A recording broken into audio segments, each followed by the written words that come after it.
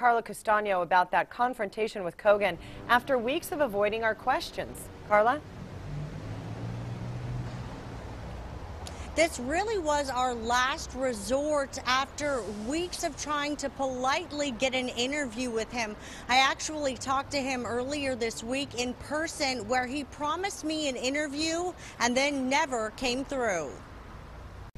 At this morning's regularly scheduled Multnomah County Board meeting during public testimony, I took a chair before the commissioners. There are still many unanswered questions that have failed to be answered, and I believe the public has a right to ask these questions. Chair Cogen was clearly surprised to see me in that seat, and the head of the communications staff calls the move bold and the first they've seen in the county.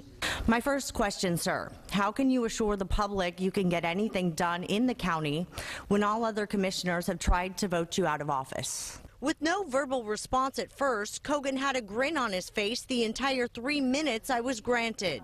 There is concern within the county that Sonia Monjas took the fall for this affair, and you're still here. Is that a fair assessment? This is your chance. This is not a question and answer session. Continue, though. Thank you. Question 3. Last week, the commissioners sitting beside you voted essentially to get you out of that chair. Why did you choose not to leave? But more awkward silence.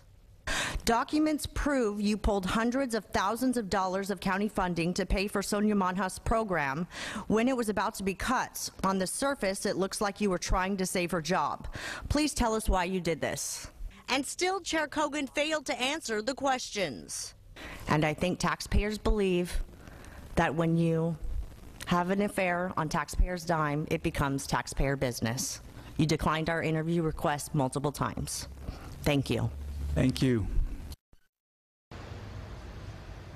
I should add that political experts that we've spoken with say that it would actually be in Cogen's best interests to speak to the public about this scandal. Live in Southeast Portland, Carla Castano, KOIN 6 News. And our team coverage now continues with Lisa Balick in downtown Portland. And Lisa, you have learned that the State Attorney General's office has stopped the release of public records in this case? That's right. In fact, this is the letter that the Department of Justice sent to county attorneys as they begin their criminal investigation. They have clearly requested the county to stop releasing any public records in this case because they are concerned that it may violate or interfere with their criminal investigation.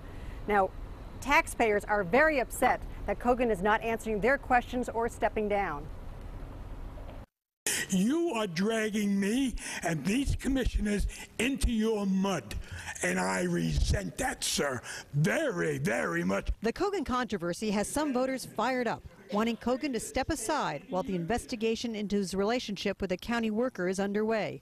Across the city, the people he works for, the taxpayers, want answers. I believe that's sort of a behavior that's common with politicians that are involved in these scandals. When they don't speak, there's usually something else that they're hiding.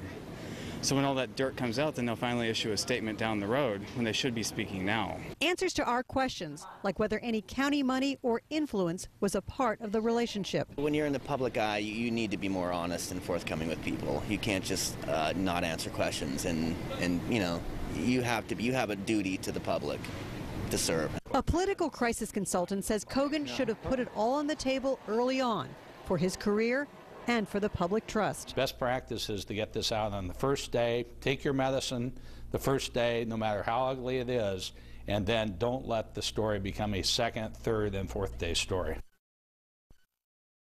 Now, coming up tonight at 6, more on why the county chair, a veteran of politics, is not answering questions. Live in downtown Portland, Lisa Balick, KOIN 6 News.